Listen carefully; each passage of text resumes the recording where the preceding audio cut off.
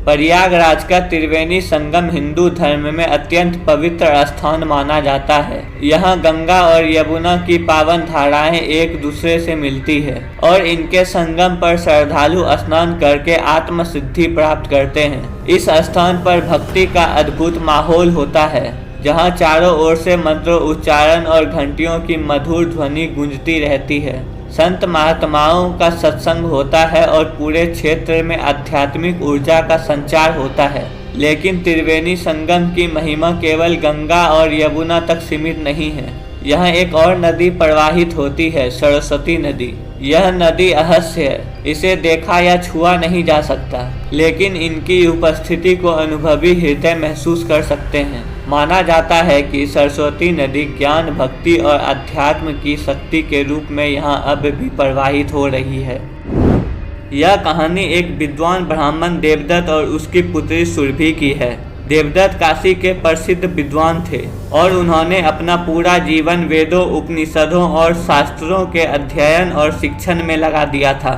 वे धार्मिक और आध्यात्मिक दृष्टि से अत्यंत समर्पित थे। उनकी पुत्री सुरभि और अपने पिता के ज्ञान और भक्ति से प्रवाहित थी। वह अत्यंत बुद्धिमान और संवेदनशील थी और प्राकृतिक के रहस्यों को समझने में गहरी रुचि रखती थी। हर दिन सुरभि गंगा और यमुना के संगम पर जाती थी और वहां ध्यान लगाया करती थी। उसे हमेशा यह अनुभूति होती थी कि इन दोनों नदियों के अतिरिक्त कोई और रहस्यमयी धारा भी यहाँ प्रवाहित हो रही है। वह इसे देख नहीं सकती थी, लेकिन उसके भीतर एक ऊर्जा महसूस कर सकती थी। एक दिन जब वह ध्यान में थी, उसे लगा जैसे जल के भीतर एक रहस्य कंपन हो रहा हो।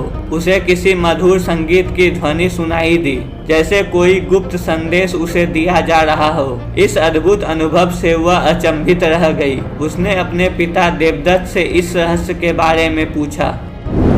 देवदत्त ने अपनी पुत्री को एक अत्यंत प्राचीन कथा सुनाई। उन्होंने बताया कि बहुत समय पहले जब देवताओं और असुरों के बीच युद्ध चल रहा था, तब ब्रह्मा जी ने सरस्वती नदी को उत्पन्न किया। यह कोई साधारण नदी नहीं थी, बल्कि ज्ञान, बुद्धि और अध्यात्म की पवित्र धारा थी। इसी नदी के तट पर ऋषि और मुनियों ने वर्षों तक तपस्या की और वेदों, शास्त्रों और उपनिषदों की रचना की। लेकिन समय के साथ मनुष्य स्वार्थ, लोभ और अहंकार के जाल में फंसने लगे। उन्होंने आध्यात्मिकता को छोड़कर भौतिक सुखों की ओर अपना ध्यान लगा लिया। वेदों और शास्त्रों के ज्ञान को भूलकर वे सांसारिक विषयों में लीन हो गए। इस पवित्र धारा के प्रति उनका सम्मान घटने लगा और उन्होंने इनके जल को दूषित करना शुरू कर दिया। यह देखकर सरस्वती बहुत दुखी हुई। वह इस अपवित्रता को सहन नहीं कर सकी। उन्होंने स्वयं को अदृश्य कर लिया और धरती के भीतर समा गई। लेकिन जाते जाते उन्होंने एक वचन दिया कि जहाँ भी सच्ची श्रद्धा, भक्ति और ज्ञान होगा,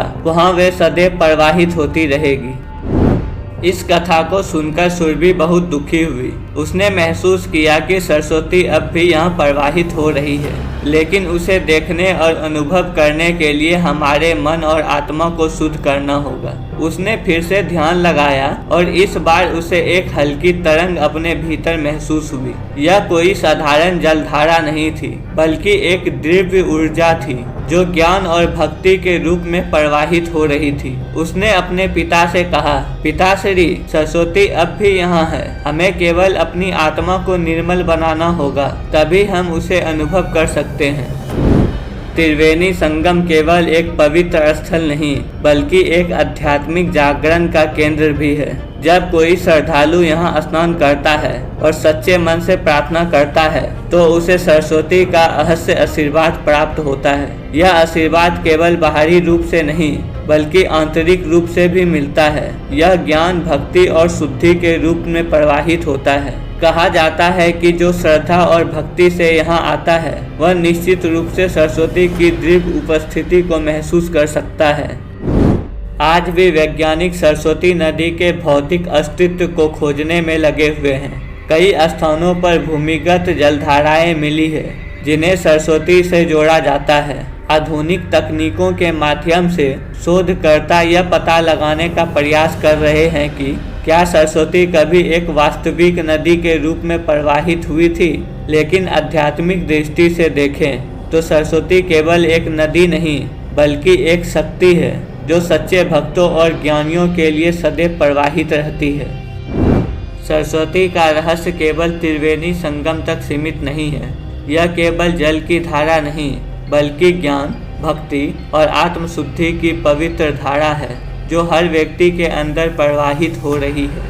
जब कोई श्रद्धा और सच्चे ज्ञान की खोज करता है, तब सरस्वती उनके जीवन में प्रकट होती है। आज भी जब कोई श्रद्धालु त्रिवेणी संगम पर आता है, तो उसे गंगा यमुना के जल में स्नान करते ही उसे एक अदृश्य शक्ति का स्पर्श महसूस होता है। यह सरस्वती की ही उपस्थिति है जो ज्ञान, भक्ति और आत्मशुद्धि की अमर धारा के रूप में प्रवाहित होती रहती है। अंत में सुरभि और उसके पिता देवदत्त को यह विश्वास हो गया कि सरस्वती कभी विलुप्त नहीं हुई। यह सदा उन लोगों के साथ रहती है जो सच्ची श्रद्धा और भक्ति से उसे महसूस करने की कोशिश करते हैं। इस प्रकार अदृश्य सरस्वती केवल एक भौगोलिक धारा नहीं, बल्कि आत्मा की जागृत धारा बनकर हमेशा बहती रहती है।